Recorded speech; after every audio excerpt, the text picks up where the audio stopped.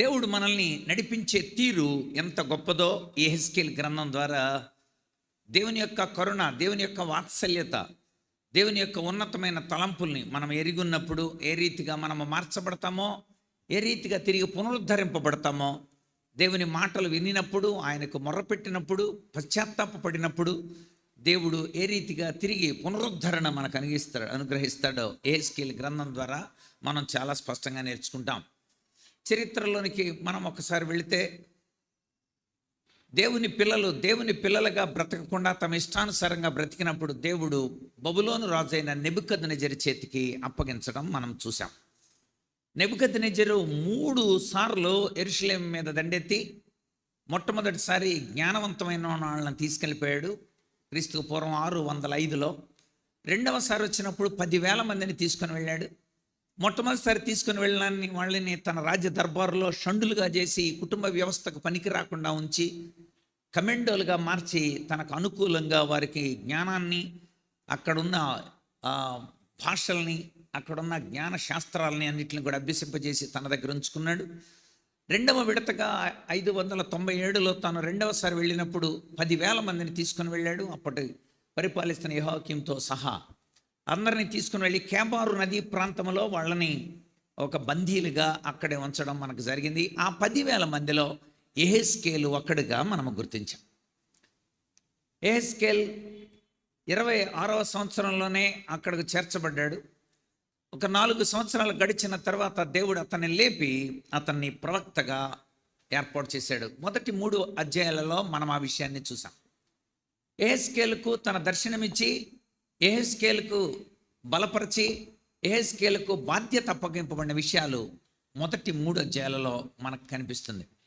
అయితే ఎలాంటి పరిస్థితుల్లో ఇజ్రాయేలీలు ఉన్నప్పుడు దేవుడు ఈ కార్యాన్ని జరిగించాడో అన్న విషయాన్ని, యెహెజ్కేలుని ఏ పరిస్థితుల్లో ఉన్నప్పుడు దేవుడు అతన్ని బలపరిచాడన్న విషయం గత రాత్రి 107వ కీర్తనలో నుండి తిరిగి వచ్చిన తర్వాత వ్రాయబడిన 107వ కీర్తనలో మనకి సుస్పష్టమైంది. అందులో 4 రకాలుగా ఇజ్రాయేలీలు ఆ బబులోను చెరలో ఉన్నారు అన్న విషయం మనకు తెలుసుకున్నాం. ఎడారిలో తప్పిపోయిన వారిని పోలి వాళ్ళు ఎలా ఉన్నారో, చీకటి చెరసాలలో బందీలుగా వాళ్ళు ఎలా ఉన్నారో, మరణ పడకల మీద మనిషిలా ఎలా బ్రతికారో, నడి సముద్రంలో చిక్కుకుపోయిన వ్యక్తుల్లా వాళ్ళు ఎలా ఉన్నారో, అలాంటి స్థితిగతుల నుండి దేవుడు తిరిగి వాళ్ళని ఏ రీతిగా బయటకు తీసుకురావడానికి ఇష్టపడ్డాడో అన్న విషయాన్ని మనం ధ్యానం చేశాం. యెరూషలేము మీద 3వసారి మరలా నెబుకద్నెజరు దండెత్తాడు. 3వసారి క్రీస్తుకు పూర్వం 586లో వెళ్ళినప్పుడు ఈసారి చుట్టూ ఉన్న ప్రాకారాలన్నింటినీ కూల్చి యెరూషలేము యొక్క గుమ్మాలన్నింటినీ కాల్చివేసి 18 నెలలు లాక్డౌన్ అక్కడే ఉండి ఇజ్రాయేలుని ఎంత హింస పెడుతున్నాడో ఈ విషయాలన్నీ యెహెజ్కేలుకు తెలియజేసి ఇలా జరగబోతుంది. 3వసారి దండెత్తే టైం కల్లా యెహెజ్కేలు భార్య చనిపోయింది. అయినప్పటికీ కూడా యూదుల యొక్క సాంప్రదాయ ఆచార వ్యవహారాల రీతిలో అక్కడ పాతి పెట్టడానికి వీలు లేకుండా పోయింది. అప్పుడు ఆ విషయాలు కూడా యెహెజ్కేలు ద్వారా మనము గ్రంథంలో చూస్తాం. అయినా దేవుడు తన బిడ్డల్ని బయటికి రప్పించడానికి యెహెజ్కేలును ఎన్నుకొని చాలా కోణాలలో, అంటే యెహెజ్కేలును దేవుడు ఒక అద్భుతమైన ప్రవక్తగా, మీరు ప్రవక్తలందరిలో రకరకాలైన తేడాలని లేక వారి యొక్క ఒక్కొక్కరు ఒక్కొక్క శైలిలో దేవుని పిల్లల కోసం వాడబట్టం మనం గమనిస్తాం. దేవుని యొక్క రక్షణ ఎంత గొప్పదో యెషయా చెబితే, దేవుని యొక్క రాజ్యం విస్తరణ ఎంత గొప్పదో అనేది దానియేలు చెబితే, దేవుని యొక్క తీర్పు ఎలా ఉంటుందో అనేది ఇర్మియా ద్వారా చెబితే, దేవుని యొక్క మహిమ ఎలా ఉంటుందో యెహెజ్కేలు ద్వారా దేవుడు తెలియజేశాడు. అందుచేత దేవుని యొక్క మహిమ, దేవుని యొక్క ప్రభావము, దేవుని యొక్క ఉన్నతమైన ఆలోచన, విడుదలకు సంబంధించిన ఆయన విశిష్టత ఏంటో అనేది తెలియజెప్పడానికి కోసం దేవుడు యెహెజ్కేలును వాడుకోవడం మనం చూస్తాం. అందుచేత దేవుని యొక్క మహిమను గురించే మొట్టమొదటి తన దర్శనంలో చూపించాడు. లేఖనంలో నుండి ఒక్క మాట మనం చదువుకొని ఆ తర్వాత లేఖనాన్ని మనం ధ్యానం చేద్దాం. ఎందుకంటే దేవుడు తన బిడ్డలకు అనుగ్రహించిన ఆ ఉన్నతమైన దర్శనాన్ని మనం ఒకసారి లేఖనం నుండి చదువుదాం. యెహెజ్కేలు గ్రంథం మొట్టమొదటి అధ్యాయం ఒకసారి చూద్దాం. గత రాత్రి మనం ధ్యానం చేశాం. యెహోవా హస్తము నా మీదికి వచ్చింది, అందుచేతనే నేను ఈ కార్యాలు చేయడానికి కోసం దేవుని ద్వారా బలపరచబడ్డానన్న విషయం. 2వ అధ్యాయంలో అతను నిలవబడినప్పుడు దేవుడు అతన్ని బలపరిచిన తీరు ఆత్మ ద్వారా. 3వ అధ్యాయంలో వాక్య దర్శనమిచ్చి వాక్యాన్ని తినిపించి వాక్యాన్ని తినమని చెప్పి తిన్నవానికి ఎలాంటి బలం ఇచ్చాడో, ఎలాంటి ఆదేశాలు ఇచ్చాడో 3వ అధ్యాయంలో కూడా చూసాం. ఇక్కడ ఒక మాట మనం ఈ సందర్భంగా చదువుకుందాం. మొట్టమొదటి అధ్యాయం 9 నుండి చదువుతాను. వాటి రెక్కలు ఒకదానికొకటి కలుసుకొనెను, ఏ వైపునకైనానో తిరగక అవన్నీ చక్కగా ఎదుటికి పోవచుండెను. ఆ 4 ఎదుట ముఖ రూపములు మానవ ముఖము వంటిది, కుడి పార్శ్వ రూపములు సింహముఖము వంటివి, ఎడమ పార్శ్వ ముఖములు ఎద్దు ముఖం వంటివి, 4 పక్షిరాజు ముఖం వంటి ముఖములు కలిగి ఉండెను. 13వ వచనం. ఆ జీవుల రూపములు మండుచున్న నిప్పులతోనూ దివిటీలతోనూ సమానములు. అగ్ని జీవుల మధ్య అటు ఇటు వ్యాపించెను. ఆ అగ్ని అతి కాంతిగా ఉండెను. 24వ వచనం. అవి జరుగగా నేను వాటి రెక్కల చప్పుడు వింటిని. అది విస్తారమైన ఉదకముల ఘోష వలన సర్వశక్తుడకు దేవుని స్వరము వలెను, దొండువారు చేయు ధ్వని వలెను ఉండెను. 26వ వచనం. వాటి తలల పైన మండలం పైన నీలకాంతమైన సింహాసనం ఒకటి కనబడెను. మరియు ఆ సింహాసనం వంటి దాని మీద నరస్వరూపియగు ఒకడు ఆసీనుడై ఉండెను. చిన్న ప్రార్థన చేస్తాను. పరిశుద్ధుడైన తండ్రి, నీ నామమును బట్టి వందనాలు, కృతజ్ఞతాస్తుతులు చెల్లిస్తున్నాం. నీ కుమారుడైన యేసుక్రీస్తు ద్వారా మాకు అనుగ్రహించిన ఈ సహవాస భాగ్యాన్ని బట్టి వందనాలు. మేమందరం నమ్మి బాప్తిసం పొంది సంఘ సహవాసంలో చేర్చబడిన వారమై బలపరచబడ్డానికి, మా బాధ్యతలు మేము ఎరిగి ఉండడానికి, మిమ్మల్ని విస్మరిస్తే జరిగే పరిణామాలు తెలుసుకోవడానికి, పునరుద్ధరణ చేసే నీ స్థితిని కూడా మేము ఎరిగి ఉండడానికి ప్రభువా, మా జీవితాలలో మీరు అనుగ్రహించే పునర్ఫలనాన్ని బట్టి నీకు వందనాలు, కృతజ్ఞతాస్తుతులు చెల్లిస్తున్నాం. మీరు మా అందరితో మాట్లాడండి ప్రభువా.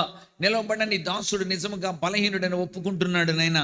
ఈ మంటి ఘటాలలో మహిమైశ్వర్యం ఉంచండి. నీ ఉన్నతమైన ఆలోచన సరళిని మాకు తెలియచేయండి. నీ ఆత్మ ద్వారా మాకు బోధించండి.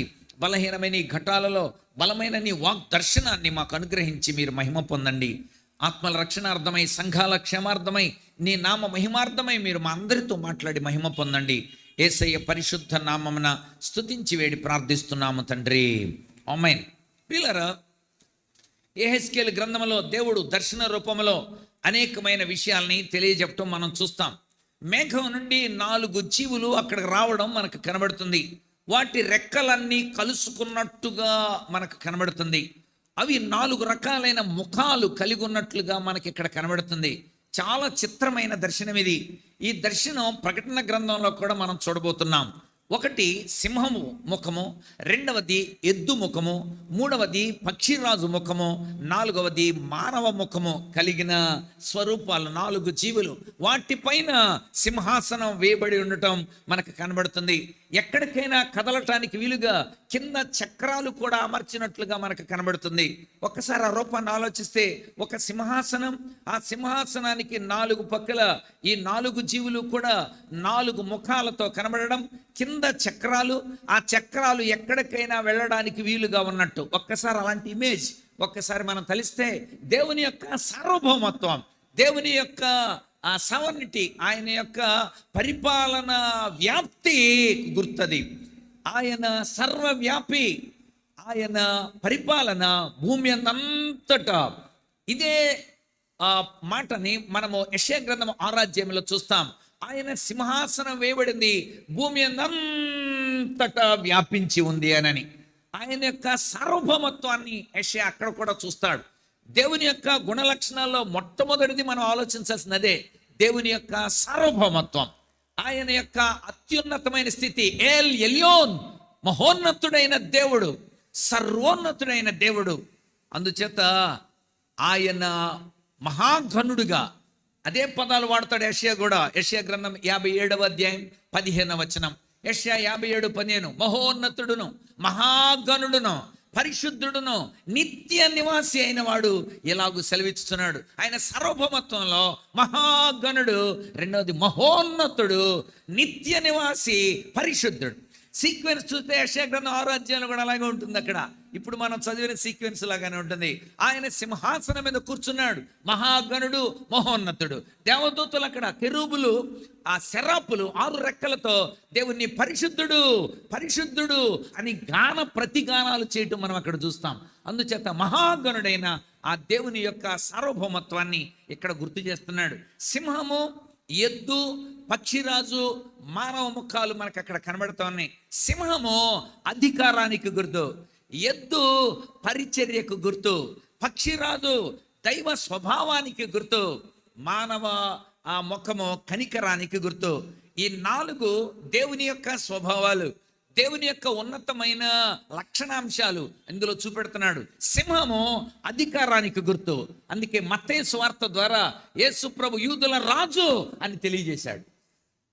అందుకని మత్తయి యూదులకు రాశాడు, సింహానికి గుర్తు యూదుల రాజు. అందుకని ఆ ప్రారంభంలోనే యూదులకు అబ్రహాము నుండి మొదలు పెట్టాడు తను రాయడమే. మత్తయి సువార్త అంతా కూడా యేసు ప్రభుని రాజుగా చూపెట్టడానికి మొదలు పెడతాడు. ఆ రాజు యొక్క వంశావళి ఏంటో చెబుతాడు. ఆ రాజును గురించి వచ్చిన రాజులు, ఆ రాజును గురించి తెలియటానికి వచ్చిన, అడగటానికి వచ్చిన జ్ఞానులు, ఆ రాజును పూజించడానికి ఇచ్చిన వస్తువులు, ఆ రాజును చంపాలనుకున్న రాజులు, ఆ రాజు కొండ మీద ఇచ్చిన రాజ్యాంగం, ఆ రాజు ద్వారా జరిగించిన సూచక్రియలు, ఇవన్నీ వరుసగా యేసు ప్రభుని రాజుగా మత్తయి చూపెడతాడు. రెండవది, ఆయన ఎద్దును పోలి చెబుతున్నాడు. ఒకటి సింహము, అది అధికారానికి గుర్తు. రాజుగా యేసు ప్రభు ఎలా వచ్చాడో మత్తయి వివరించాడు. రెండవది, ఎద్దు ముఖాన్ని చూపెడుతున్నాడు. ఎద్దు, మీరు ప్రకటన గ్రంథంలో ఒకసారి ప్రకటన గ్రంథంలో ఏమని పోల్చాడో చూడండి. అక్కడ ఎద్దు అనే పదానికి బదులు దూడ అనే పదాన్ని వాడాడు. అక్కడ చూడండి ఒకసారి 4వ అధ్యాయం 7-8 వచనాలు. మొదటి జీవి సింహం వంటిది, రెండవ జీవి దూడ వంటిది, మూడవ జీవి మనుషుని ముఖము అంటే ముఖము కలిగింది, 4వ జీవి ఎగురుచున్న పక్షిరాజు వంటిది. సేమ్ చెప్పాడు చూసారా. అంటే దేవుని యొక్క వ్యక్తిత్వం, ఆయన గుణగణాలు, ఆయనలోని స్వరూప దర్శనాన్ని ఎంత స్పష్టంగా తెలియజేస్తున్నాడు. సింహము అధికారానికి గుర్తు. రాజుగా యేసు ప్రభు ఎలా ఉన్నాడో మత్తయి వివరిస్తే, ఎద్దుగా లేక పరిచర్యగా, పరిచర్యకు గుర్తు. అంటే యేసు ప్రభు సేవకుడుగా ఉన్నాడని మార్కు రాశాడు. అంచేత మనం సింహము, అధికారము, రాజుగా మత్తయి సువార్త, ఎద్దు, పరిచర్య, సేవకుడుగా మార్కు సువార్త. మార్కు సువార్త అంతా మొట్టమొదటి రాయబడింది మార్కు సువార్త అసలు. అందుచేత ఎక్కడ చూసినా ఆయన పరిచర్య మొదలవుతుంది. మొదటి అధ్యాయంలో నుండే ఆయన దెయ్యాలను వెళ్ళగొట్టడం, దెయ్యాల మీద నాకు అధికారం ఉందని అంటాడు. 2వ అధ్యాయంలో ఆయన ఆ యొక్క పేతురు ఆంద్రేయుల ఇంట్లోకి 2వ అధ్యాయంలో ఒక పక్షవాతం దించినప్పుడు పాపాలు క్షమించడానికి అధికారం ఉంది అని చెబుతాడు. 3వ అధ్యాయంలో రోగాల మీద, 4వ అధ్యాయంలో ప్రకృతి మీద ఆయన సేవ చేయడానికి కోసం, ప్రకృతి వాళ్ళు దాడి చేస్తున్నప్పుడు వాళ్ళని ఎలా సేవ చేశాడో, ఆయన ఎలాంటి అధికారంతో ఈ లోకానికి వచ్చి ఆయన పరిచర్య చేశాడు అన్న విషయాన్ని చాలా స్పష్టంగా ఆయన సేవతత్వాన్ని మార్కు రాస్తాడు. ఎద్దును పోలి. 3వది పక్షిరాజు. ఇది దైవ స్వభావాన్ని సూచిస్తుంది. దైవ కుమారుడుగా దైవ స్వభావాన్ని సూచిస్తుంది. దైవ కుమారుడుగా యేసు ప్రభు ఈ లోకానికి ఎలా వచ్చాడో యోహాను వివరించాడు. యోహాను అన్ని అధ్యాయాలలో ఆయన దైవ కుమారుడిగా తెలియజేస్తాడు. ఆయన వాక్కు ఎంత గొప్పదో ఆ వాక్కును పోల్చి చూపిస్తూ ఉంటాడు. దేవుని వాక్కు ద్వారా ఎలాగ ఆయన దైవ కుమారుడుగా గుర్తింపబడ్డాడు అన్న విషయం మొదటి అధ్యాయంలో బాప్తిస్మిచ్చి నీళ్లతో పోలుస్తాడు అన్నమాట. అన్ని పోల్చుకుంటూ వెళ్తాడు. యోహాను సువార్త మొదటి అధ్యాయంలో బాప్తిస్మిచ్చే యోహాను దగ్గర నీళ్లను సంబోధన చేస్తాడు. 2వ అధ్యాయంలో కనాను విందులో నీళ్లను సంబోధిస్తాడు. 3వ అధ్యాయంలో నీళ్లలోనూ అగ్నితోనూ బాప్తిస్మం అని నీళ్లు సంబోధిస్తాడు. 4వ అధ్యాయంలో ఆ యొక్క సమర స్త్రీ దగ్గర నీళ్లు గురించి సంబోధిస్తాడు. 5వ అధ్యాయంలో ఆ బెతస్తా కోనేటి దగ్గర నీళ్లను సంబోధిస్తాడు. 6వ అధ్యాయంలో వాళ్ళు పడవలో నుండి వెళుతున్నప్పుడు నీళ్లు సంబోధిస్తాడు.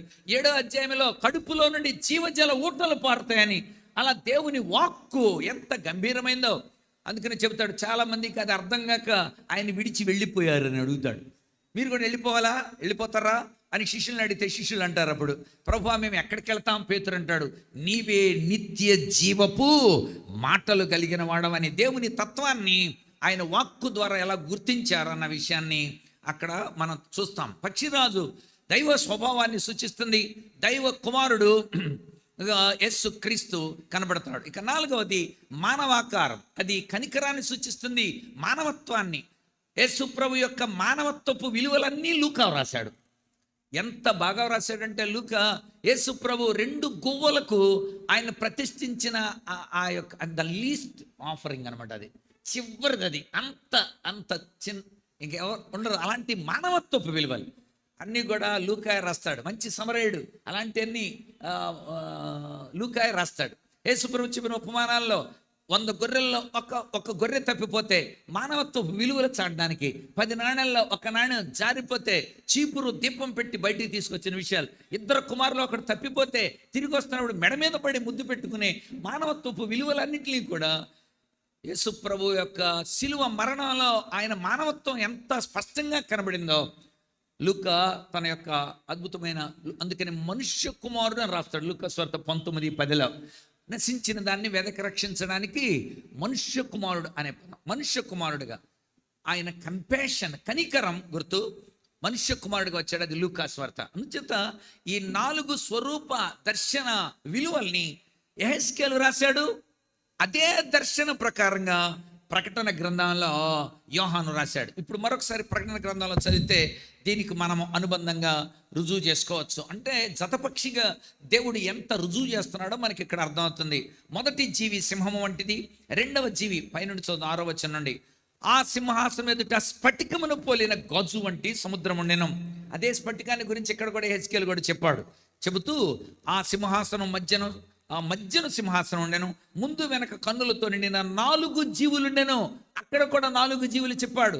ఆ 4 జీవుల్లో కూడా ప్రధానంగా మొదటి జీవి సింహము వంటిది, రెండవ జీవి దూడ వంటిది, మూడవ జీవి మనుషుని ముఖం వంటి ముఖము కలిగింది, 4వ జీవి ఎగురుచున్న పక్షిరాజు వంటిది. కనుక దేవుని యొక్క స్వభావాన్ని తెలియజేసే ఈ యొక్క దేవుని మహిమ ప్రభావ స్వరూప దర్శనమిది అంటాడు. చూడండి, ఆఖరి వచనం చూడండి, మొదటి అధ్యాయంలో యెహెజ్కేలు గ్రంథం,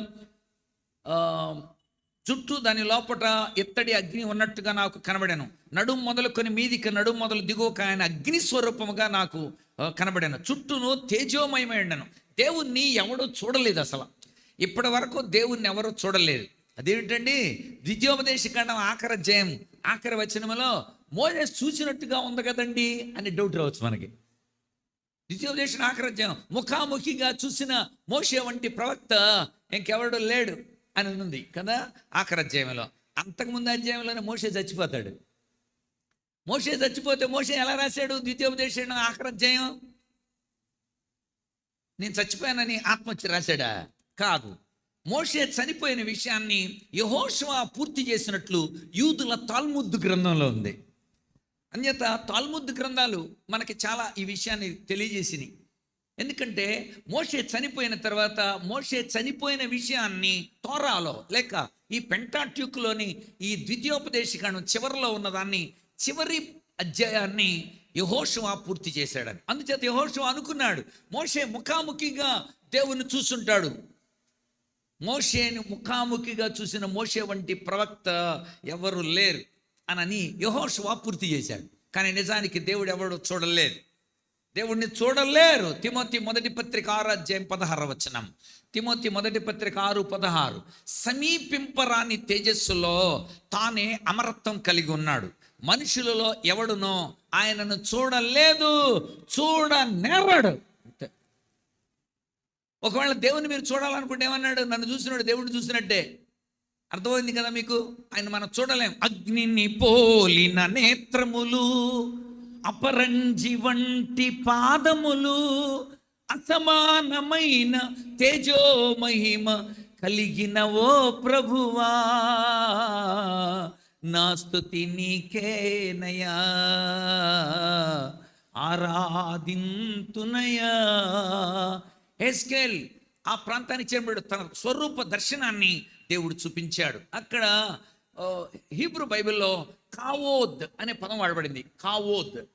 కావోద్ అంటే ప్రాముఖ్యమైన ప్రభావముతో కూడిన తీవ్రతను తెలియజేసే పదం అది. అంటే ఆ తీవ్రతనికి ఎవడు తాళగలడు? కోటి సూర్యుల కాంతివంతుడు, అలాంటి ప్రభావాన్ని చూశాను. ఇక్కడ ప్రభావం అనే పదం చాలా తేలిగ్గా కనబడుతుంది మనకి. తీవ్రమైన ప్రభావం, సమీపింపరాని తేజస్సులో, అది దానికి ట్రాన్స్లేషన్. సమీపింపరాని తేజస్సులో అంటే ఎవరూ కూడా ఆ ప్రాంతానికి వెళ్ళలేరని మనకు తెలుస్తుంది కదా.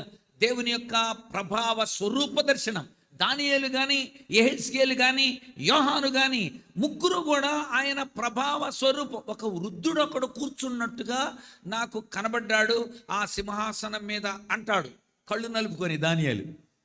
ఆయన స్వరూప దర్శనంలో ఒక మానవ ఆకారం వంటి వ్యక్తిని నేను చూశాను అంటాడు యోహాను.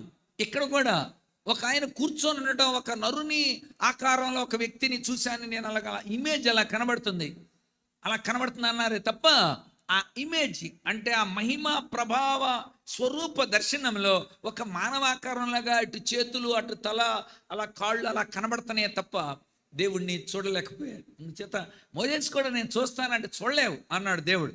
నేను మళ్ళీ చూస్తానని అలిగాడు. అలాగే తప్పని చేయి, 2 రాళ్ల మధ్యలో నుండి ఆ సందులో నుండి చూడు, అయినా చూడలేవు. నేను వెళ్ళిపోతున్నప్పుడు నా చెయ్యి అడ్డు పెడతాను ఆ మహిమకి, దాటిపోతున్న నా మహిమను నా చెయ్యి అడ్డు పెడితే కూడా చూడలేవు.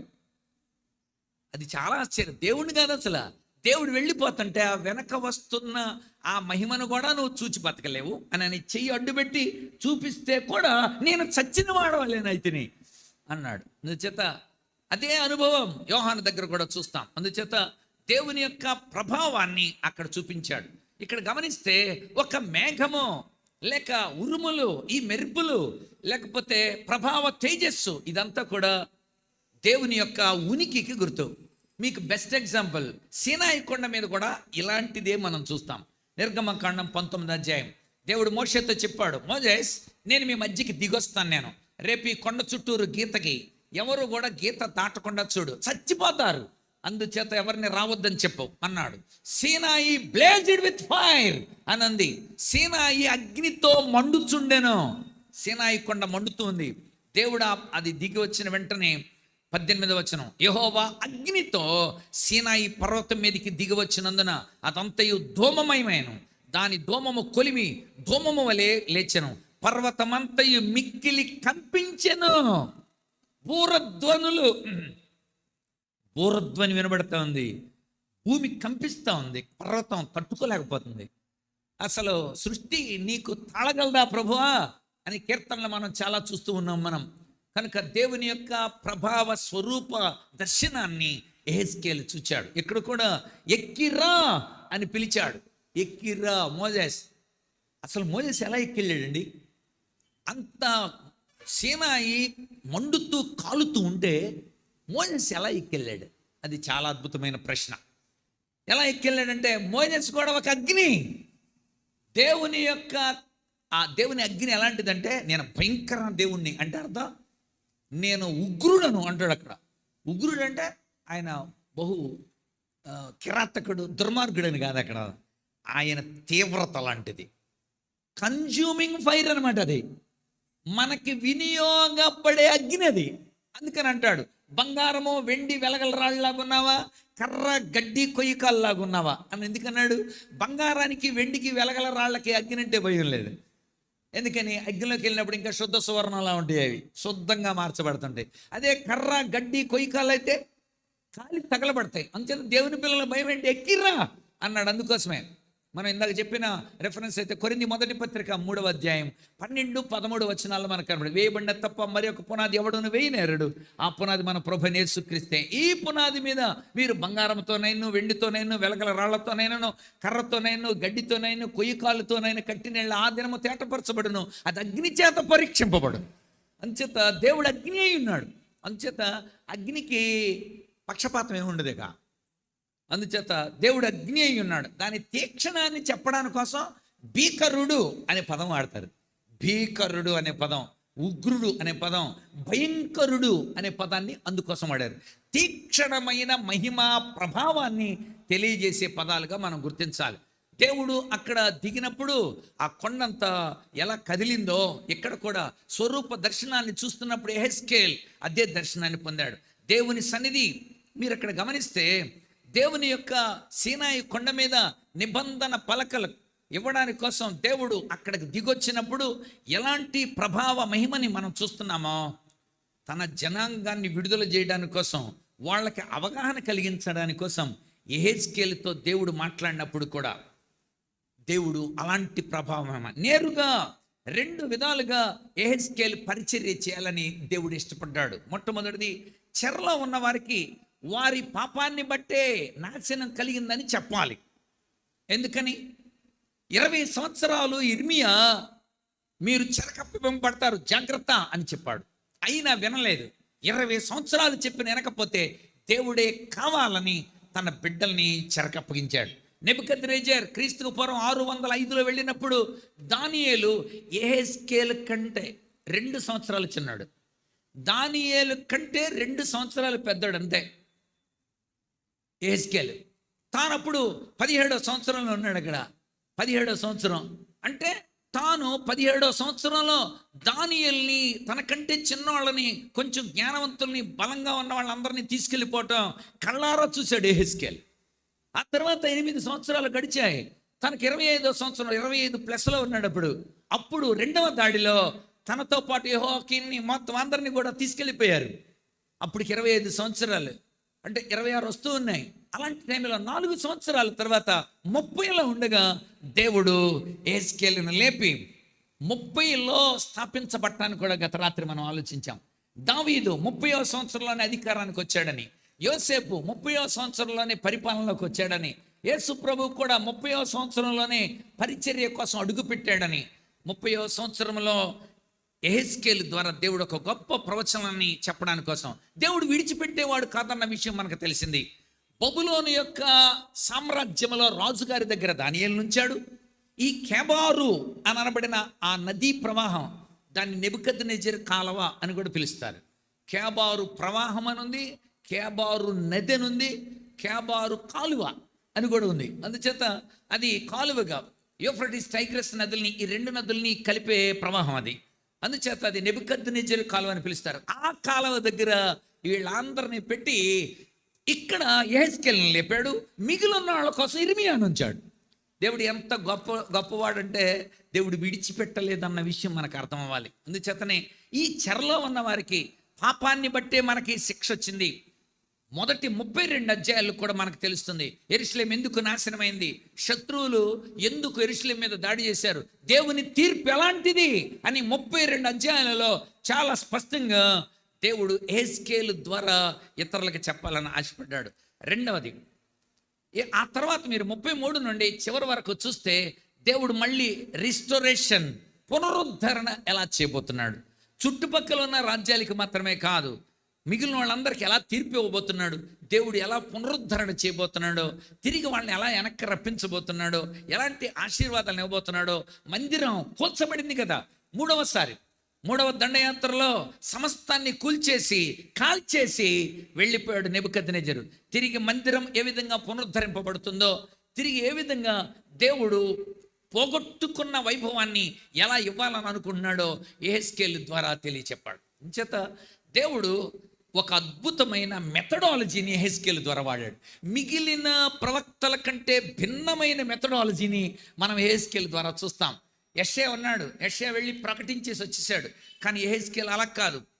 యెహెజ్కేలు అన్నీ కూడా నాటకీకరణగా, యెహెజ్కేలు వాళ్ళు వినరు, ఎందుకంటే వాళ్ళ మనస్సు కఠినమై ఉంది, కొవ్వెక్కున్నారు వాళ్ళు. అందుచేతనే నేను ఇక్కడ పంపించా. ఇన్ని శ్రమలలో కూడా వాళ్ళు నన్ను తెలుసుకోవడానికి ఇష్టపట్లా, ఇంకా దేవుడిని నిందిస్తానే ఉన్నారు. చాలామంది అంతే, తప్పు చేశాడు అనుకోండి, మాస్టర్ కొట్టాడు అనుకోండి, ఆ పెద్ద కొట్టేస్తాడు ఆయన నన్ను అని, నీడు మాస్టర్ గాలిపోయడానికి, మాస్టర్ ఏంటి ఆడు బండేసుకొస్తే ఆడు గాలిపోతుంటాడు అనమాట, ఎందుకని కొట్టాడని. వీడి తప్పుకి తగిన శిక్ష మాస్టర్ వేస్తే మాస్టర్ మీద దాడి, మాస్టర్ మీద అలాగే మారేరాళ్ళు. అందుచేత నువ్వు చాలా కోణాల్లో, అందుకని అభినయ ప్రవక్త అని పేరు. అభినయ ప్రవక్త ఇన్ని రకాలుగా చేయించాడు. భారతదేశంలోనికి వచ్చిన దేవుని యొక్క మిషనరీలు కూడా చాలా కోణాలలో స్వార్థ చెప్పారు. చాలా కోణాల్లో ఇలాగా వీధుల్లో ఇలా స్వార్థ చెబితే ఎవడంటాడు. అందుకోసం చక్కగా వాళ్ళంతా ఆ రోజుల్లో, నేను నా చిన్నప్పుడు వీధి కోడలోకి వచ్చేది, శ్రీ యేసునామం పరలోక రాజ్యం లోకమంతట యేసు భజన అంటే మిగిలిన వాళ్ళందరూ భూలోకమంతట యేసు భజన అంటే అందరు గ్యాదర్ అయ్యారు. ఏమిర నరుడా జలము చేసేదవు నవ్వులు కాదు యేసు భజన అంటే అందరు, ఏమిర నరుడా జలము చేసేదవు నవ్వులు కాదు యేసు భజన, యేసు భజన అంటారా అని అందరు గ్యాదర్ అయిన వెంటనే అప్పుడు వీళ్ళంతా కూర్చునేవారు, ఒక ఆయన లేచి నిలబడేవాళ్ళు. ఎన్ని కోణాలలో ఇప్పుడు యెహెజ్కేలులో కూడా అదే చూస్తాం మనం. వాళ్ళందరికీ ఒక సంజ్ఞారూపకమైన సంజ్ఞల ప్రవక్త, సింబల్స్ ద్వారా నాటకీకరణ ద్వారా, బొమ్మల ద్వారా, తయారు చేయడం ద్వారా అనేక రీతిలో వాళ్ళకి చెప్పాలి. పిల్లలకి మెథడాలజీ, టీఎల్ఎం.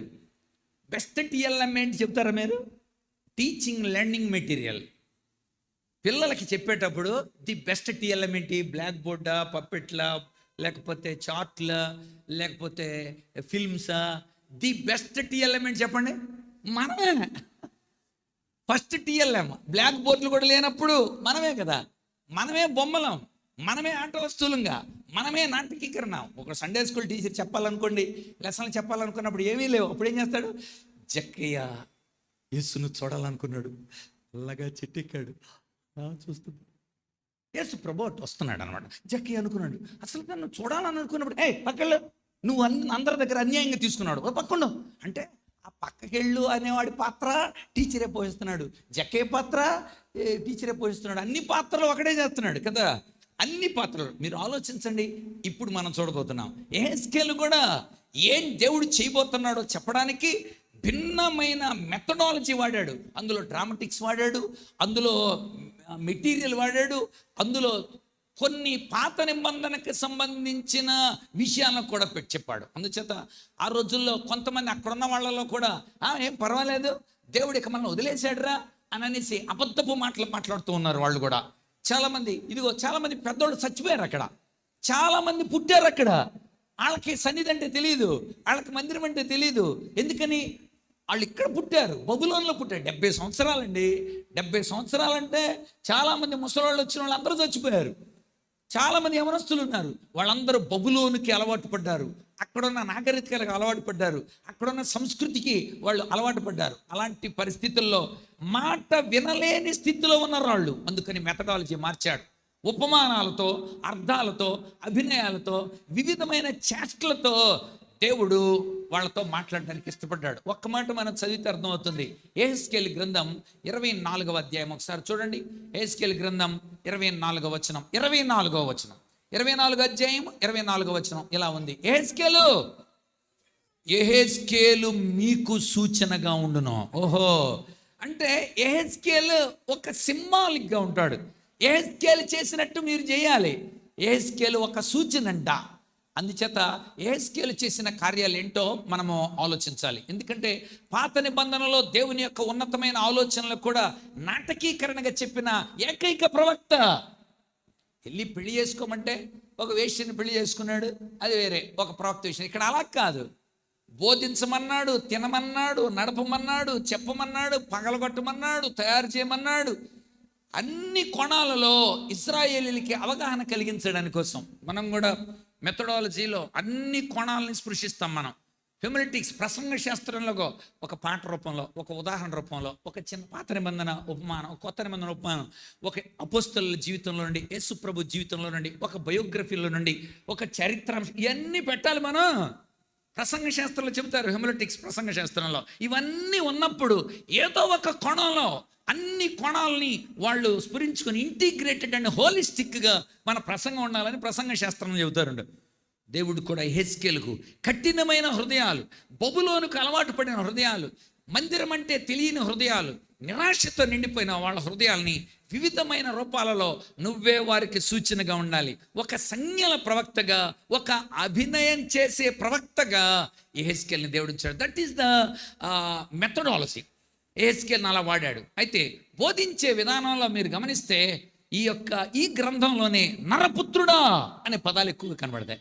నరపుత్రుడా, సుమారు 100 సార్లు నరపుత్రుడా.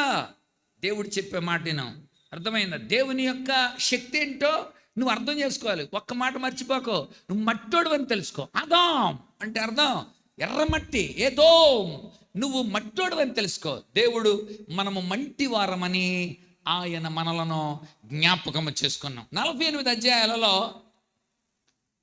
27 అధ్యాయాలలో 62 సార్లు నేను యెహోవానై ఉన్నాను అని తెలుసుకున్నట్లు ఇచ్చేస్తున్నా అనే పదం వాడాడు.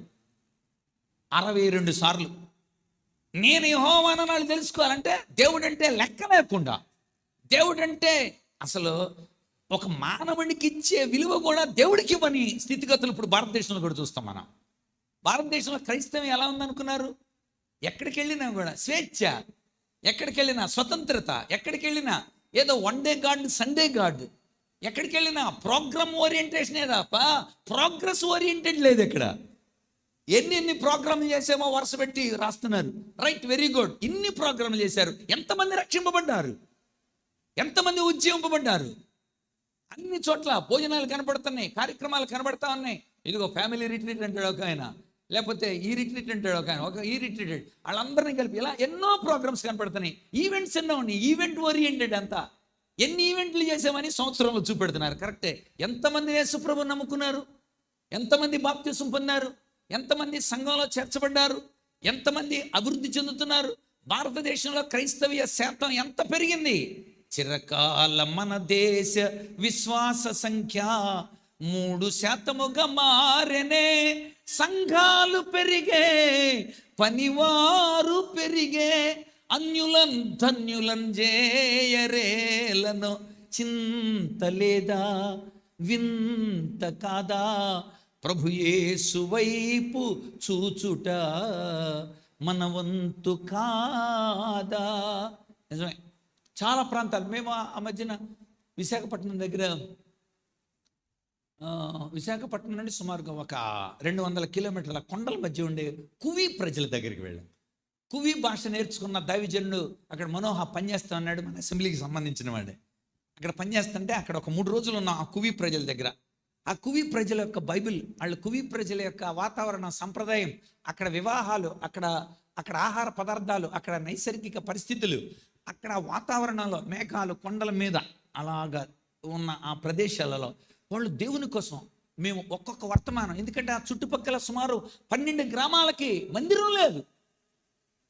దేవుని పిల్లలు అక్కడ మొన్న ఈ కరోనా వచ్చినప్పుడు అక్కడ నుండి తమ్ముడు వాళ్ళు వెళ్ళి ఆనంద గారి దగ్గర కూర్చొని, అయ్యా ఇలాగ అక్కడ చుట్టుపక్కల ప్రాంతాలన్నింటికి లేదు నాయన, అక్కడ మీరు అనుకుంటున్న అన్ని ఆకులు వనరులు అన్నీ దొరుకుతాయి, మాకు కూడా చెబితే ఆ ఫార్ములా అక్కడున్న వాళ్ళందరికీ చేయిస్తామని అక్కడున్న ఫార్ములాని వాళ్ళు నేర్చుకొని అక్కడ దాన్ని తయారు చేసి, ఆ ఆనంద్ గారి మందుని అక్కడే తయారు చేసి అన్ని గ్రామాలకు వెళ్ళి సుమారు 6,000 మంది ప్రజలకి ఉచితంగా పంచి దేవుని పిల్లలు.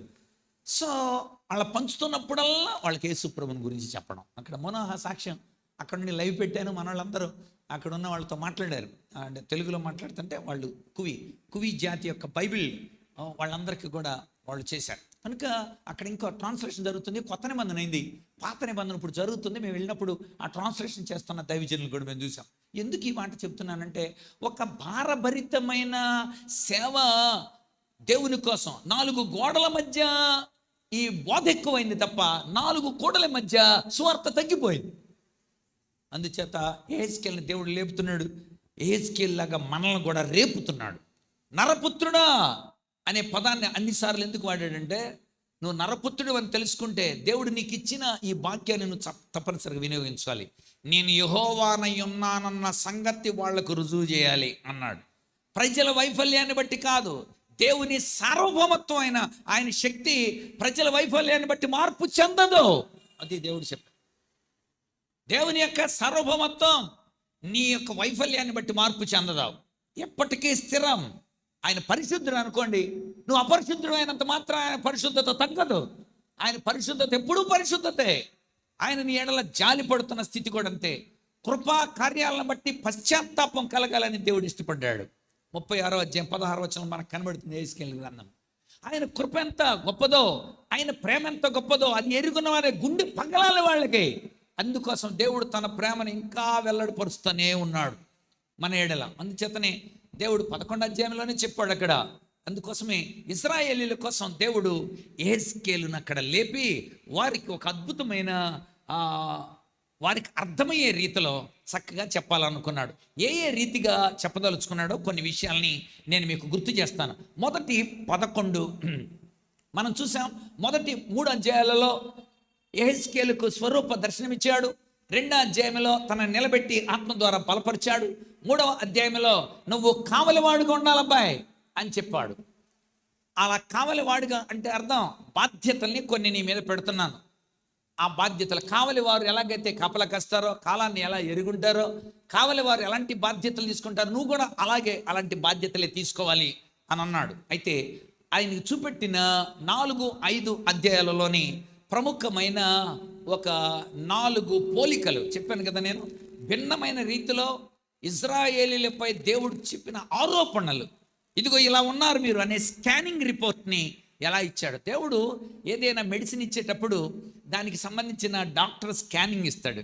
స్కానింగ్ ఇచ్చి ఆ స్కాన్ని చూపెట్టి నువ్వు ఇలా ఉన్నావు, అందుచేత ఇప్పటికైనా తెలుసుకో డాక్టర్ అవసరమని. అంతే కదా. నాకు వద్దు అని అన్నావు, కడుపులో కణుతుంది, ఇప్పుడు అవసరమే కదా డాక్టర్. రైట్, నీకు అర్థమైందా? షుగర్ పెరిగింది నాన్న, ఇప్పుడు డాక్టర్ అవసరమే కదా. నిన్న కూడా ఏదో నాకు కాలికి గాయమైంది, నేను నడవలేకపోతున్నా. అయితే పర్వాలేదులే అనుకుంటున్నాను నేను. ఇంకా బరువెక్కిపోయింది. వెంటనే ఇక్కడికి వచ్చిన తర్వాత సహోదరులు డాక్టర్ గారిని తీసుకొచ్చారు.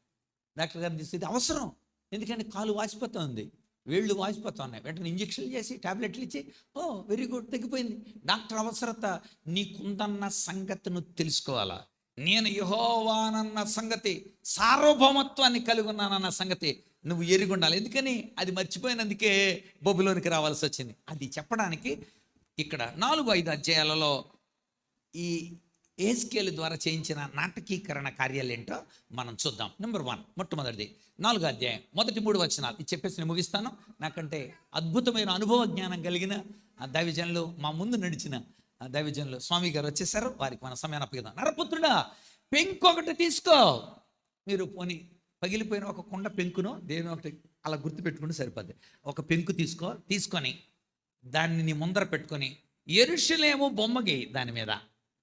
ఎందుకని ఒక్క తొక్కు తొక్కితే మొత్తం అంతా పసరు అయిపోద్ది కదా. నేను అలా చేస్తానని చెప్పడానికి అనమాట. అంతే కదా. ఒక పెంకు తీసుకో, ఆ పెంకు మీద యెరూషలేము రూపాన్ని రాయి. అది ముట్టడి వేయబడినట్లు, దాని ఎదుట బురుజులు కట్టినట్లు, దెబ్బ వేసినట్లు, దాని చుట్టూ ఉన్న ప్రాకారాలు కూలగొట్టే యంత్రాలన్నీ కూడా చుట్టూరు ఉన్నట్టు, శత్రువులందరూ కూడా దాని చుట్టూరు ఉన్నట్టు బొమ్మ. అలా బొమ్మ వేసినప్పుడు ఏంటి బొమ్మ వేస్తున్నామంటే చెప్తాడు అనమాట. ఇదిగో ఏం జరిగిందో తెలుసా, దేవుని పిల్లలు దేవుని బిడ్డలకు ఆ బ్రతకలేదు, అందుకోసం దేవుడే. అప్పుడే కాదండి, ఆ తర్వాత యేసుప్రభు శరీరధారిగా వచ్చినప్పుడు కూడా యేసుప్రభు యెరూషలేమును చూసి ఏడ్చాడు. ఎందుకు ఏడ్చాడు తెలుసా? యెరూషలేము కూడా యేసుప్రభుని అలా స్వీకరించట్లా, దేవుణ్ణి గుర్తించట్లా. వెంటనే అన్నాడు కఠినంగా, ఎందుకు ఏడుస్తున్నానో తెలుసా నీ గురించి? త్వరలో నిన్ను కూడా అలా ముట్టడికి అప్పచెబుతాను నేను.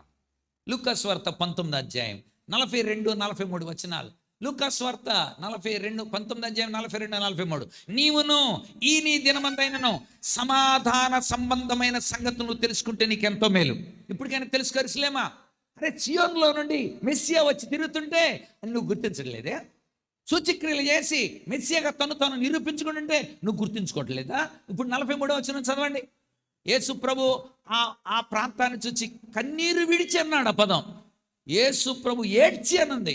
యేసు ఆ పట్టణ విషయమై సమీపించినప్పుడు దాని విషయమై ఏడ్చి. ఎందుకని? నువ్వు గ్రహించట్లేదు కనుక ఉగ్రత వచ్చేస్తుంది. ఉగ్రత వస్తుంది. నువ్వు మాట వింటే భద్రత, మాట వినకపోతే ఉగ్రత. అంతే తేడా. ఉగ్రతకి భద్రతకి క్వైట్ ఆపోజిట్ కదా. అందుచేత నువ్వు ఉగ్రతలో ఉంటావా, భద్రతలో ఉంటావా? నీ పరిస్థితి చూస్తే మాత్రం నువ్వు ఉగ్రతకి సరిపోయిన దానివి అని యెరూషలేమును పోల్చాడు. ఏమన్నాడు చదవండి, 43 చదవండి. ప్రభువు నిన్ను దర్శించిన కాలాన్ని నువ్వు ఎరుగకుంటివి గనుక నీ శత్రువులు నీ చుట్టూ గట్టుకట్టి ముట్టడి వేసి ఆ అన్ని పక్కల నిన్ను అరికట్టి నీలో ఉన్న నీ పిల్లలతో సహా నేల కలిపి రాతి మీద రాయి లేకుండా చేస్తారన్నాడు. యేసు ప్రభు 33లో చెప్పాడు. క్రీస్తు శకం 33లో ఈ ప్రవచనం చెబితే క్రీస్తు శకం 70లో టైటస్ ద్వారా యెరూషలేము సంపూర్ణంగా నాశనం అయింది. ఎందుకని? దేవుణ్ణి లెక్క చేయలేదు. అప్పుడే కాదు, ఎప్పుడైనా. ఎందుకు జరిగింది అలాగా? లెక్క చేయలేదు. అందుకనే ఇప్పుడు చెప్తున్నాడు అనమాట. యెరూషలేము ఎలా ముట్టడి వేయబడిందో బొమ్మైనా అక్కడ ఒక పెంకు మీద చూపించినానా అక్కడ.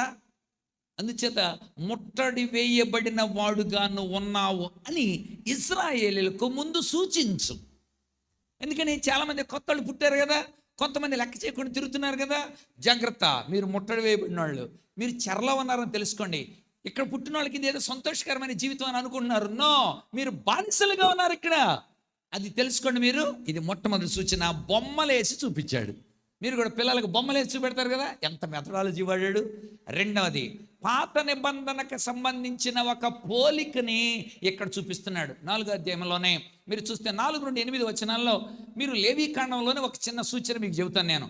పాప పరిహారార్థ బలి చేసేటప్పుడు 2 మేకలు తీసుకొచ్చి చీటీ వేసి దాన్ని తీస్తే ఏ చీటీ మేక మీద పడుతుందో ఆ విడిచిపెట్టే మేకలాగా తాను నటిస్తున్నాడు. ఇప్పుడు ఇలా కట్టివేయబడి తాను ఇలా కట్టుకున్నాడు అనమాట, తాళ్ళు కట్టేసుకొని నేను విడిచిపెట్టబడిన మేకను, నేను ఆ రోజుల్లో విడిచిపెట్టబడిన మేకను ఏం చేస్తారు, అరణ్యంలో తీసుకెళ్ళి వదిలేస్తారు. విడిచిపెట్టబడిన మేకల్లా ఉన్నారు, అందుకే బబులోను వచ్చారు. మీకు అర్థం కావడానికి ఒకసారి లేవీకాండం రండి. లేవీకాండం 16వ అధ్యాయం. ఎంత అద్భుతమైన నాటకీకరణ. ఒకటి బొమ్మలు గీసి చెప్పాడు. మీరు యెహెజ్కేలు గ్రంథం ఎంత బాగా చదవాలని అనిపిస్తుందో మీకు అర్థం అవుతుంది. ఇప్పుడు ఎంత బాగా చెప్పాడండి ఇది. చదవండి అక్కడ ఒకసారి లేవీకాండం 16వ అధ్యాయం. ముందు 8వ వచనం చదవండి, తర్వాత 10వ వచనం చదివితే మీకు అర్థం అవుతుంది. చదవండి 16:8. అప్పుడు అహరోను యెహోవా పేరట ఒక చీటీని ఆ విడిచిపెట్టే మేక పేరట ఆ 2 మేకల మీద 2 చీట్లను వేయవలెను. ఏ మేక మీద యెహోవా పేరట చీటీ పడునో ఆ మేకను అహరోను తీసుకొని వచ్చి పాప పరిహారార్థ బలి చేయవలెను. ఏ మేక మీద విడిచిపెట్టుటని చీటీ పడునో దానివలన ప్రాయశ్చిత్తము కలిగినట్టు దాని అరణ్యంలో విడిచిపెట్టుటకై యెహోవా సన్నిధిని దాని ప్రాణముతోనే ఉంచవలెను. ఆ అరణ్యంలోనికి తీసుకొని వెళ్ళాలి. ఇంకా చదవండి 22వ వచనం. ఆ మేక వారి దోషములన్నింటినీ ఎడారి దేశమునకు భరించిపోను, అరణ్యములో ఆ మేకను విడిచిపెట్టవలెను. అంటే అది భరించే మేకగా, విడిచిపెట్టబడిన మేకగా అరణ్యంలోనికి తీసుకెళ్ళని ఎలా ఉంటుందో దాన్ని కట్టేసి అరణ్యంలో వదిలేసి రండి అన్నాడు. అదిగో అలాంటి మేకను పోలి ఉన్నారు మీరు, విడిచిపెట్టబడిన మేకలు. మీరు దోషాన్ని భరిస్తున్న మేకలుగా ఉండాలని అలా కట్టుకొని తానే వాళ్ళ ముందొచ్చి నేనే అరణ్యానికి పోబడుతున్న మేకని, నేనే దోషాన్ని మేదేసుకున్న మేకని అని విడిచిపెట్టబడిన మేకనని నాటకీకరణగా వాళ్ళకు చూపించాడు. ఇది రెండవది. అవగాహన ఎంత బాగా కలిగించమన్నాడు. అందుకోసమే సంజ్ఞల ప్రవక్త మరొకరు కనపడరు మనకి. ఇక మూడవది, ఇంకా కొంచెం ముందుకెళ్తే సహజంగా యూదులు గడ్డం కానీ తల వెంట్రుకలు కానీ నాజీరు చేయబడిన వాళ్ళు అలా చేసుకోకూడదు, కత్తిరించుకోకూడదు. అసలు నీ గడ్డపు పక్కలను గొరిగించకూడదు, నీ తల వెంట్రుకలను కత్తిరించుకొనకూడదు అని వాళ్ళకి చెప్పాడు. కానీ ఇక్కడ అంటాడు, నీ తల వెంట్రుకల్ని బోడి చేసుకొని మొత్తం గుండు చేసేసుకో, ఆ జుట్టు అంతటిని అలా పెట్టు. ఓకే, పెట్టి చూసారా, ఇక ప్రాక్టికల్ అనమాట. ఇది డైరెక్ట్గా తనకే. ఇంత క్రితం అయితే కట్టుకొని చూపించాడు నాటకీకరణ, ఇప్పుడు అలా కాదు. 5వ అధ్యాయం చూద్దాం. 5వ అధ్యాయం మొట్టమొదటి. నరపుత్రుడా, నువ్వు మంగళ కత్తి వంటి వాడిగలి కత్తి ఒకటి తీసుకొని నీ తలని నీ గడ్డాన్ని క్షౌరం చేసుకొని త్రాసు తీసుకొని ఆ వెంట్రుకలను తూచి భాగాలుగా చేయి. అంటే మొట్టమొదటి విడత ఒకళ్ళు, 2వ విడత ఒకళ్ళు, 3వ విడత ఒకళ్ళు, శేషం మీల్చబడతా ఉంటుంది కదా. ఇప్పుడు తల వెంట్రుకలతో పోలుస్తున్నాడు అనమాట. ఎంత అద్భుతమైన సిమిలారిటీని వాళ్ళకి కలుగు చేస్తున్నాడు. మీరు ఫస్ట్ బ్యాచ్లో వచ్చారా? ఇదిగో సెకండ్ వాళ్ళు మీరు కనబడలేదు. ఫస్ట్ బ్యాచ్ ఎక్కడికి వెళ్ళారు? రాజు దర్బార్లో ఉన్నారంట. ఓహో, దానియేలును హనన్య మిషాయిల్ అజర్యాలు అక్కడికి వెళ్ళారంట. అంతే, అంతకంటే ఏం తెలియదు. మీరు సెకండ్ బ్యాచ్లో వచ్చారా? మీరు అంత ఇక్కడే ఉన్నారు. థర్డ్ బ్యాచ్ లేరిక అక్కడే ఉంచేశారా, నాశనం చేసేస్తున్నారు అక్కడ. ఓహో, అది కూడా ఎలా తెలిసింది అనుకున్నారు? ఒకడు వచ్చి చెప్పాడు యెహెజ్కేలుకి, ఇదిగో 3వ దండయాత్ర జరిగింది అక్కడ, యెరూషలేము కూలిపోయింది అక్కడ, నువ్వు ఇక్కడ చెప్తున్నావా? అక్షరాలా జరిగింది అన్నాడు. అక్షరాల ఇక్కడ యెహెజ్కేలు ఏది చెబుతున్నాడో ఎలా జరుగుద్దని అక్కడ అలాగే జరిగింది.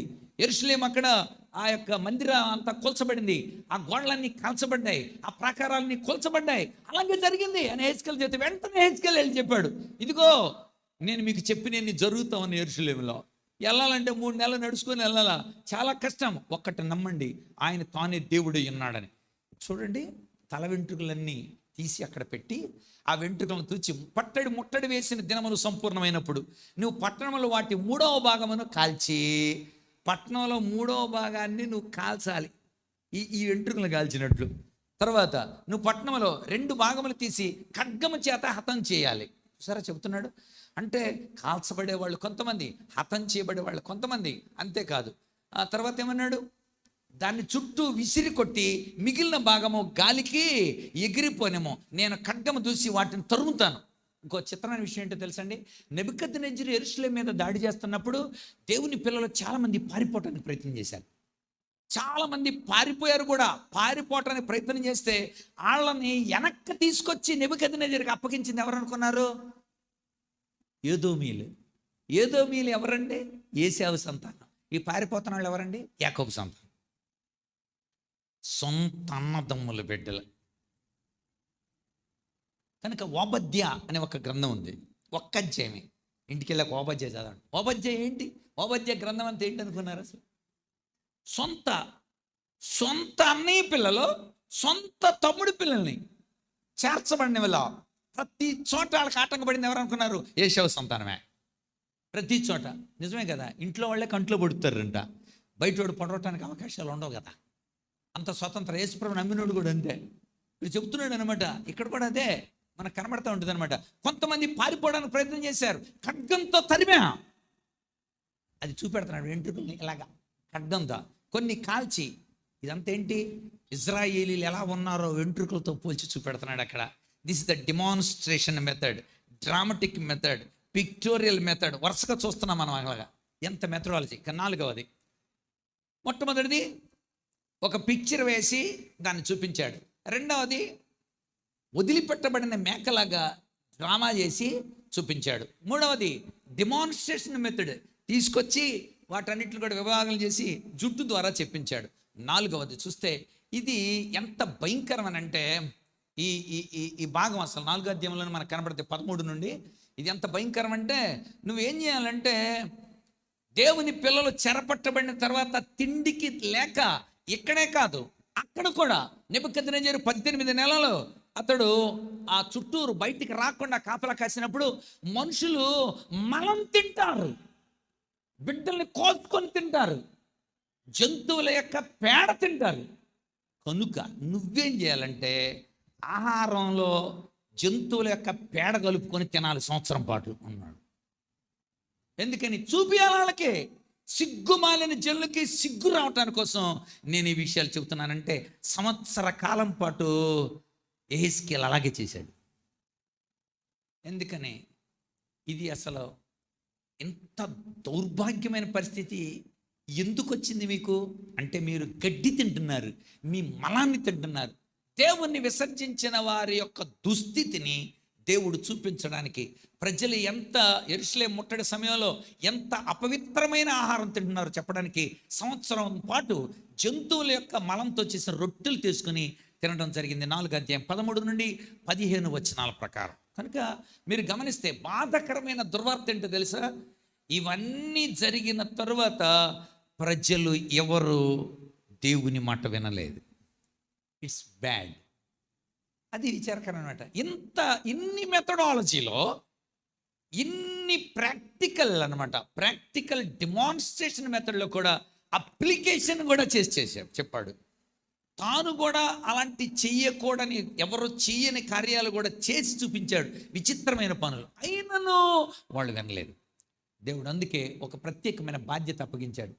ఇదిగో ఇశ్రాయేలీయులు కఠిన హృదయులయ్యారు కనుక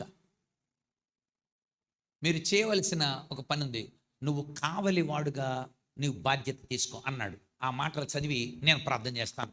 3వ అధ్యాయం 17వ వచనం ఒకసారి చదువుదాం. 3వ అధ్యాయం 17వ. నరపుత్రుడా, ఇశ్రాయేలీయులకు కావలిగా నేను నిన్ను నియమించి ఉన్నాను.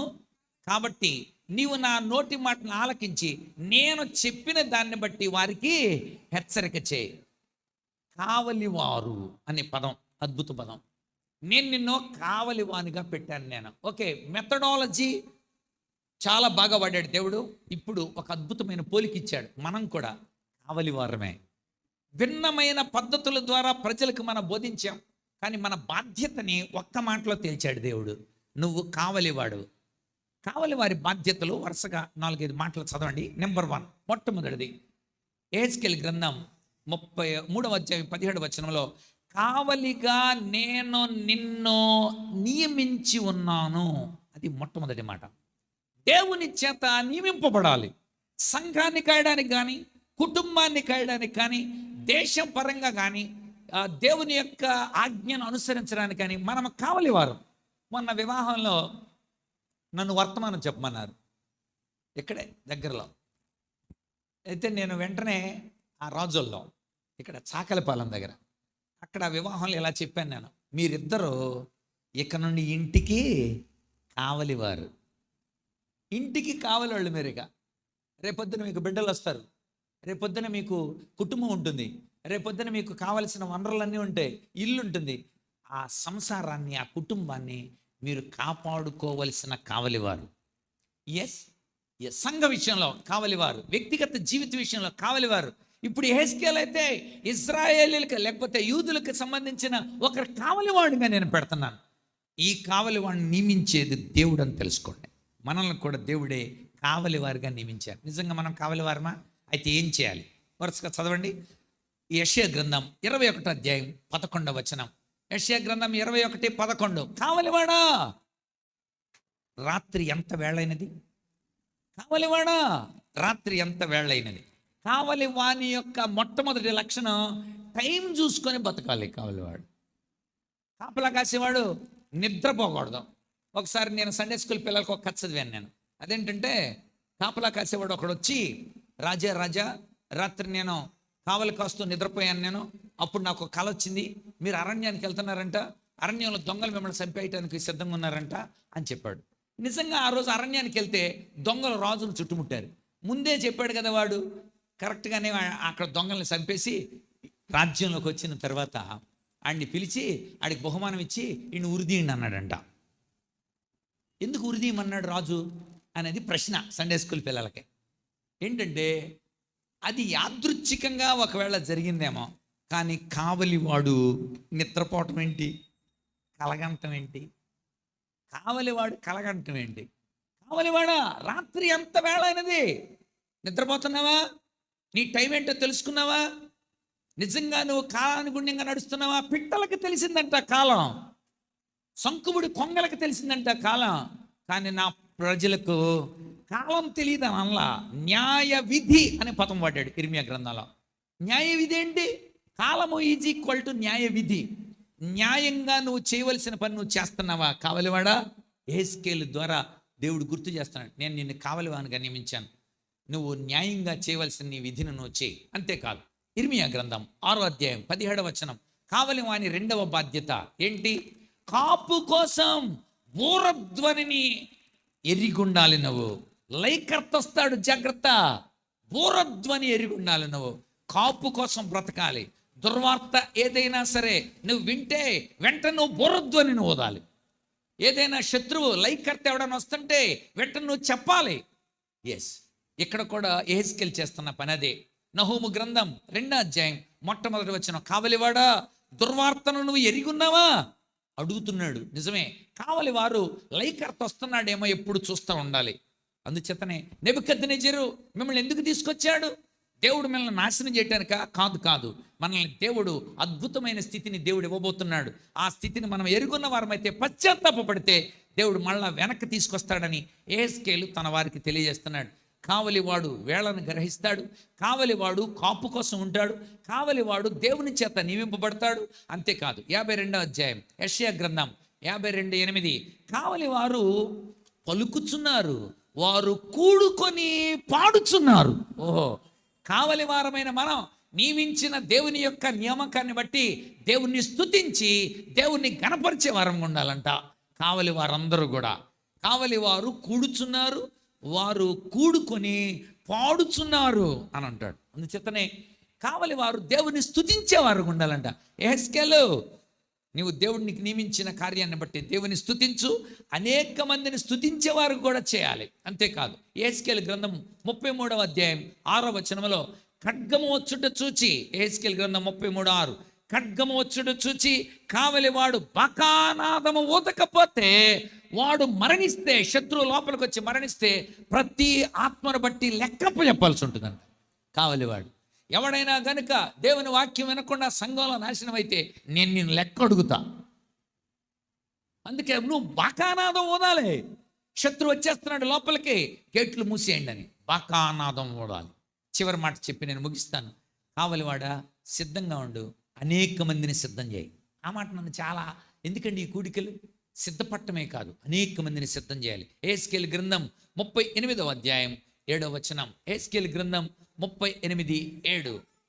సిద్ధముగా ఉండము, నువ్వు సిద్ధపడి నీతో కూడా నీ సమూహం అంతటిని సిద్ధంగా ఉంచు. ఎందుకు? కావలికి. జాగ్రత్తగా ఉండాలి, అపవాది మన కుటుంబాల్లోకి వస్తాడు. జాగ్రత్తగా ఉండాలి, అపవాది మన సంఘాల్లో ప్రవేశిస్తాడు. అపవాది నీ వ్యక్తిగత జీవితంలో ప్రవేశిస్తాడు, కుటుంబ జీవితంలో ప్రవేశిస్తాడు. కావలివాడా, వేళని ఎరుగున్నావా? కావలివాడా, ప్రాకారాల మీద నిన్ను ఉంచిన దేవుని గుర్తించావా? కావలివాడా, లైకర్త వస్తాడేమో గుర్తించావా? కావలివాడా, దేవుణ్ణి స్తుతిస్తున్నావా, పాడుతున్నావా? కావలివాడా, ఖడ్గం వచ్చుడు చూచి బకానాదం వినిపిస్తున్నావా? కావలివాడా, నిన్ను నియమించిన దేవుని స్తుతిస్తూ సిద్ధపడి అనేక మందిని సిద్ధపరుస్తున్నావా? యెహెజ్కేల్, నువ్వు వాళ్ళని బలపరచాలి. అలాగే ప్రభువా, యెహెజ్కేల్ యొక్క మిగిలిన కార్యాలు, మరి యెహెజ్కేల్ ఇశ్రాయేలీయుల్ని పోల్చి మీరు ఇలా ఉన్నారు, ఇలా ఉన్నారు, ఇలా ఉన్నారు అని ఇశ్రాయేలీయులకు వచ్చిన తీర్పును యెహెజ్కేల్ ఈ రీతిగా చెప్పాడు. మనం రాత్రికి తెలుసుకుందాం. దేవుడు వాళ్ళని పునరుద్ధరించిన విషయాన్ని కూడా రాత్రికి తెలుసుకుందాం. గుర్తుంచుకోండి, దేవుడు తన ప్రభావ మహిమను యెహెజ్కేల్కి తెలియజేశాడు. 2వ అధ్యాయంలో నిలబెట్టి ఆత్మ ద్వారా బలపరిచాడు. 3వ అధ్యాయంలో వాక్యాన్ని తినిపించి కావలివానిగా నియమించాడు. 4-5 అధ్యాయాల్లో అద్భుతమైన 4 పోలికల్ని చూపించాడు. అంతేకాదు, నీ జీవితంలో కావలివాడుగా నీ బాధ్యత నిర్వర్తించాలి అని యెహెజ్కేలుని ఒక సూచనగా ఉంచాడు. ప్రభువా, నన్ను కూడా నీ కొరకు సాక్షార్థంగా అనేక మంది తిరుగుబాటు చేసి దేవుని లెక్క చేయకుండా సాతాను చేతుల్లో మరి బందీగా ఉన్న జీవితాలని నన్ను కూడా బలపరచునైనా, నన్ను కూడా యెహెజ్కేల్లా బలపరిచే వ్యక్తులుగా, ఒక కావలి వాళ్ళుగా నన్ను కూడా నియమించమని మనం కూడా ప్రభు దగ్గర అనుమతి పొంది ఆయన కొరకు సాక్షులుగా బ్రతకడానికి పరిశుద్ధాత్మ మనకందరికీ సహాయం దయచేయునుగాక. ఆమేన్. తలలు వంచండి, ప్రార్థన చేద్దాం. పరిశుద్ధుడైన తండ్రి, నీ నామమును బట్టి నీకు కృతజ్ఞతాస్తుతులు చెల్లిస్తున్నాం. నీ కుమారుడైన యేసుక్రీస్తు ద్వారా మాకు అనుగ్రహించిన సహవాసాన్ని బట్టి, సన్నిధిని బట్టి నీకు వందనాలు చెల్లిస్తున్నాం. యెహెజ్కేలు జీవితంలో నుండి మేము అనేకమైన విషయాలను నేర్చుకున్నాం. ప్రభువా, అనేక మందిని నీ సన్నిధానాలను తీసుకురావడానికి కోసం నీవు చెప్పినట్లుగా చేసి అనేకమైన రీతులుగా ఇశ్రాయేలీయులకు అవగాహన కలిగించి, ప్రభువా, నీ ప్రేమను, నీ దాతృత్వాన్ని, నీ యొక్క దయను ఎలాంటి నిర్లక్ష్యం చేసి ఎలాంటి ఫలితాలు పొందారో వారికి తెలియజేసినట్లుగా మేము కూడా ఈ సువార్థీకరణలో మేము కూడా ఫలిభాగస్తులమై నీ రాజ్య వ్యాప్తి కోసం మా బాధ్యతలు నిర్వర్తించే వారముగా మమ్మల్ని బలపరచమని, ప్రభువా, నా వెనుక మాట్లాడిన నీ దాసుని ప్రభువా రెండింతల ఆత్మతో మీరే బలపరిచి ఆశీర్వదించమని, బలపరచమని మీకే మమ్మల్ని అప్పగిస్తూ మా ప్రభు, మా రక్షకుడు మమ్మల్ని బలపరిచి యేసయ్య పరిశుద్ధ నామమున స్తుతించి వేడి ప్రార్థిస్తున్నాము తండ్రి. ఆమేన్, ఆమేన్. అందరికీ